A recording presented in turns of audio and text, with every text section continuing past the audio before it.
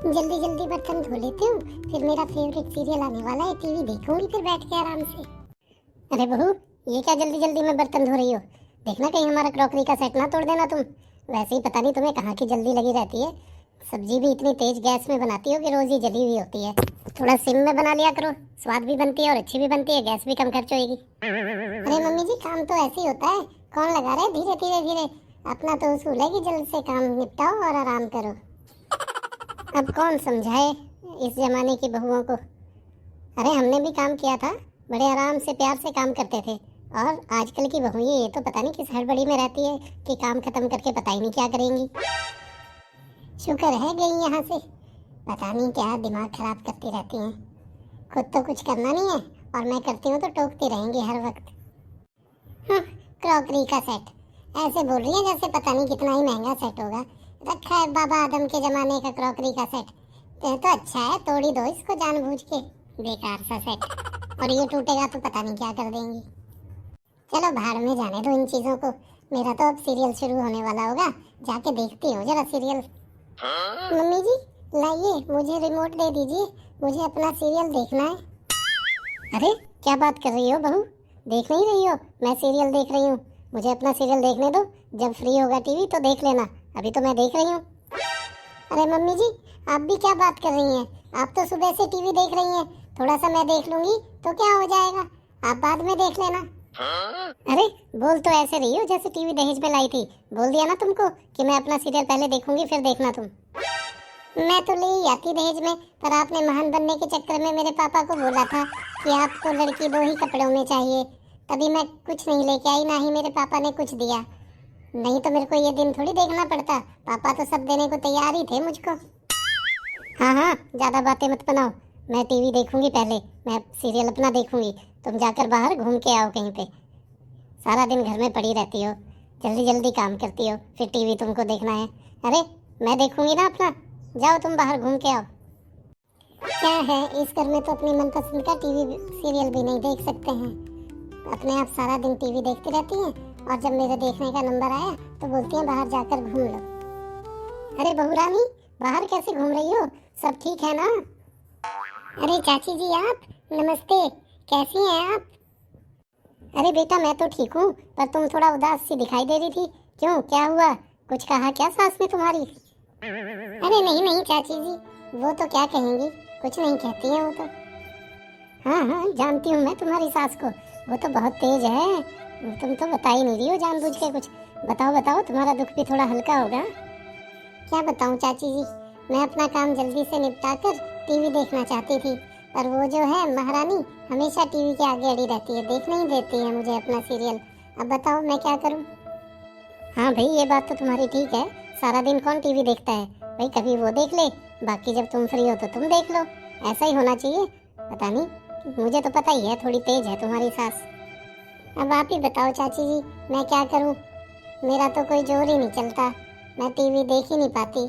Serial देखना था मुझे, पता नहीं क्या क्या हो चुका होगा उसमें, ये तो हमेशा टीवी देखती रहती हैं। अरे बेटा, इस घर में शरीफी से काम नहीं चलेगा, तुम्हें भी थोड़ा सा तेज बनना पड़ेगा, तभी तुम कुछ कर पाओगे यहाँ पर। अच्छा चाची जी, आप ही बताइए फिर मैं क्या करूँ? तुम भी अपनी सास को ऐसे ही सबक सिखाओ, जब भी वो तुम्हें कुछ करने के लिए बोले तो वो काम करो ही मत। और जब भी तुम्हारा पति तुम्हारे लिए कुछ बोले, उसे बोलो कि अपनी माँ से करवा ले। पर इससे क्या सब ठीक हो जाएगा? अरे तुम करो तो सही, पता चल जाएगा तुम्हें भी। चिंगारी तो मैंने छोड़ दी, अब देखती हूँ आग कैसे भड़केगी और कितनी भड़केगी। आराम से लेने का। हाँ। अरे बहू, शाम हो गई, ऐसे ही बैठी हुई हो, खाना वाना नहीं बनाना क्या कुछ? मम्मी जी मैं तो तेज आंच में पकाती हूँ ना खाना, तो जल जाता है। ऐसा है, आप खुद ही पका लीजिए खाना तो आज। अरे ये क्या बात हुई, मैं क्यों बनाऊंगी खाना, तुम बनाओ। अरे मम्मी जी सारा दिन टीवी देख के आप थक गई होंगी, बैठ बैठ कर, तो थोड़ा खड़े होके किचन में काम कर लो, आपकी एक्सरसाइज भी हो जाएगी और आपका ब्लड सर्कुलेशन भी होगा और आपकी तबीयत भी ठीक रहेगी। अरे मम्मी जी सारा दिन टीवी देख देख के आप थक गई होंगी बैठे बैठे, तो थोड़ा खड़े होइए, किचन में काम कीजिए, आपको भी थोड़ा रिलैक्स मिलेगा और अच्छा महसूस होगा। अच्छा अच्छा ठीक है, ज्यादा बोलने की जरूरत नहीं है अब। अरे मंजू, तुम यहाँ बैठी हो? देखो मैं आ गया ऑफिस से। हाँ हाँ, तो इसमें कौन सी नई बात है, रोज ही आते हो आप तो। अरे तुम ऐसा करो, मेरे लिए एक कप चाय बना लो, काफी थकान सी महसूस हो रही है। अरे चाय के लिए अपनी मम्मी को बोल दो ना, सारा दिन वो टीवी देखती रहती है, चाय बना देंगी आपके लिए। मेरे को तो टीवी देखने का बिल्कुल भी मौका नहीं मिलता। लगता है आपस में कुछ गड़बड़ हो रखी है दोनों में। देखता हूँ, जाता हूँ माँ के पास। चलो बैठो तुम, मैं जाके आता हूँ, मिलके आता हूँ माँ से। हाँ हाँ ठीक है, जाओ, मैं कौन सा तुमको रोक रही हूँ।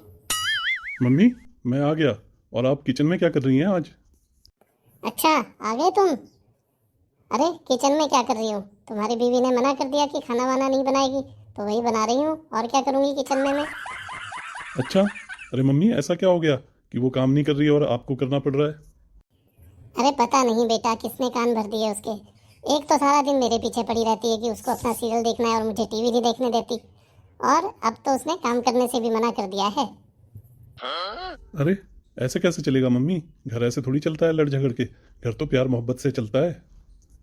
हाँ हाँ, तो ये सब बातें आप तुम अपनी बीवी को बताओ ना, मुझे क्या सुना रहे हो। ये तो बड़ी गंभीर समस्या हो गई। कोई ना कोई हल मुझे निकालना ही पड़ेगा इस बात का। चलो सोचते हैं, देखते हैं क्या किया जाए। दादी माँ, ये लीजिए सूट, मम्मी ने भेजा है आपके लिए। अरे वाह मेरा प्यारा बेटा, ये सूट तो बहुत ही सुंदर दिखाई दे रहा है। ला बेटा, रखते यहाँ पर, बेड पर रखते।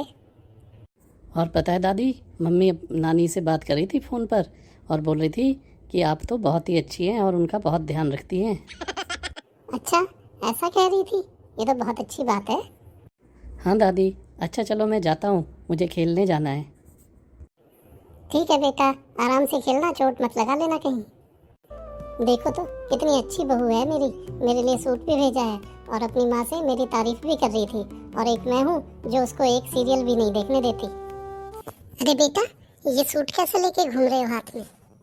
मम्मी, ये सूट ना दादी ने आपके लिए भिजवाया है। ला बेटा, दे दे, लग तो बहुत ही सुंदर रहा है। और मम्मी पता है, दादी अपनी सहेलियों से बात कर रही थी फोन पे और बोल रही थी मेरी बहू तो बहुत ही अच्छी है, सारा काम करती है घर का एकदम बहुत ही अच्छे तरीके से। अच्छा ऐसा कह रही थी दादी। हाँ मम्मी। अच्छा चलो अब मैं चलता हूँ, खेलने के लिए जाना है, सभी इंतजार कर रहे हैं मेरा बाहर।